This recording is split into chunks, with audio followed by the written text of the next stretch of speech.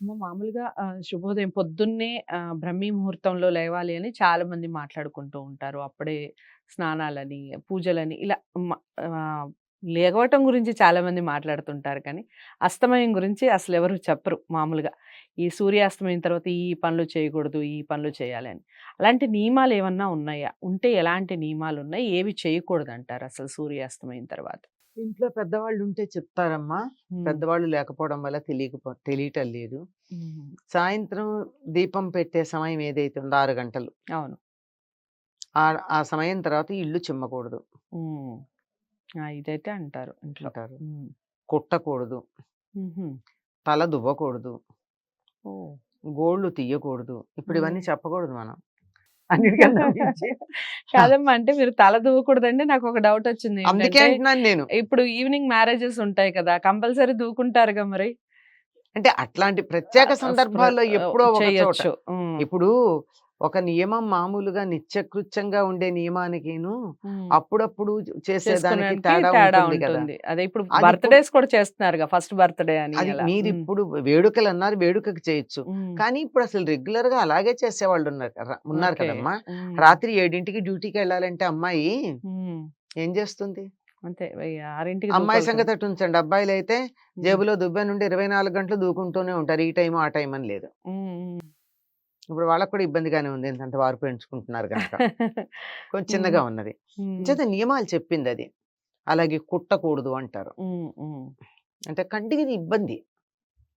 ఇప్పట్లో విద్యుత్ దీపాలు లేవు గదా! అప్పుడు. అవును. మామూలు దీపాలు గనక కంటికి హ్మ్. ఇబ్బందని చెప్పుంటారని నేను అనుకుంటున్నాను. హ్మ్. ఇంకా అంతకన్నా కారణం ఏమన్నా ఉందేమో మనకి తెలీదు.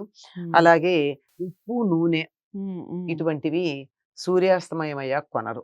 అసలు ఉప్పు వేరే వాళ్ళకి ఇవ్వకూడదని కూడా అంటారు కదమ్మా! అది ఇవ్వకూడదంటారు. నిజమా అది? హ్మ్. ఓకే. కొనకూడదని నేను చెప్తున్నా. ఇక్కడ చెయ్యకూడని పనులు అవును. చెప్తున్నా. హ్మ్. చెయ్యకూడదు.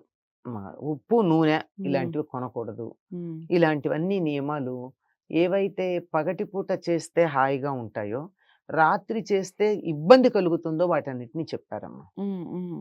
ఎందుకు ఇల్లు చిమ్మకూడదు అంటారంటే, హ్మ్. ఒకవేళ అత్యవసరమై చిమ్మాల్సొచ్చింది. ఏదో ఒలకబోసారక్కడ. హ్మ్. హ్మ్. చిమ్మాలి కదా! హ్మ్. లేకపోతే అది అందరూ అలాగే తుప్పుతారు. చాలా ఉండిపోతుంది. ఇదిగా హ్మ్. ఉంటుంది. హ్మ్. అప్పుడేం చెయ్యాలి? ఆ చిమ్మి మొత్తమంతా ఓ పక్కన పెట్టాలి గానీ, హ్మ్. పాచి ఎత్తి బయట పారబోయకూడదు. ఒక పక్కకి చిమ్ముంచుకోవాలి. అంటే అత్యవసరమైతే. ఇది హ్మ్. రెగ్యులర్‌గా చేసేది గాదు. హ్మ్. హ్మ్. మరి ఎందుకు అంటే, ఈ రెండోది చెప్పినప్పుడు నాకనిపించింది. చీకట్లో హ్మ్. ఇంట్లో విలువైన వస్తువులేమన్నా చెత్తలో పడిపోయి వెళ్ళిపోతాయేమో! హ్మ్. వెలుగొచ్చాక గనక బయట పడేస్తూ ఉంటే తెలుస్తాయి. హ్మ్. హ్మ్. జాగ్రత్త పడడానికి బాగా ఉంటుంది. వీలుగా ఉంటుందని చెప్పి ఉంటారు అని నా ఊహ. సో, అదండి విషయం. మామూలుగా మనం ఇంట్లో ఏ వస్తువులు ఎప్పుడెప్పుడు అంటే సూర్యాస్తమయం తర్వాత మనం చెయ్యకూడని విషయాలు చాలా చక్కటి వివరణ ఇంకొక ఇచ్చారు. ప్రధానమైనదుందమ్మా. చెప్పండమ్మా. హెయిర్ కట్ చేయించుకోకూడదు. ఓకే. గోళ్ళు తీయకూడదని చెప్పాను ఆ! గదా! ఆ! ఈవినింగ్ అలాగే హెయిర్ కట్ కూడా వెళ్ళకూడదు. వెళ్ళకూడదు. ఓకే. సో, అదండి విషయం. మామూలుగా అబ్బాయిలు చాలా ఇదైతే అబ్బాయిలకి సంబంధించిందే.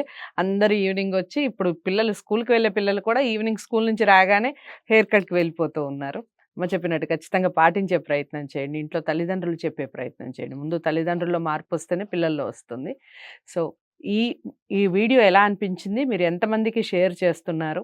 అమ్మతో ఇంకా మీరు ఎలాంటి కార్యక్రమాలు చూడాలనుకుంటున్నారు? ఇవన్నీ కామెంట్ బాక్స్‌లో తెలియజేయండి. లైక్ చేసి, షేర్ చేయండి. ఛానెల్‌ని సబ్స్క్రైబ్ చేసుకోండి. మరో మంచి అంశంతో మళ్ళీ కలుద్దాం. నమస్తే.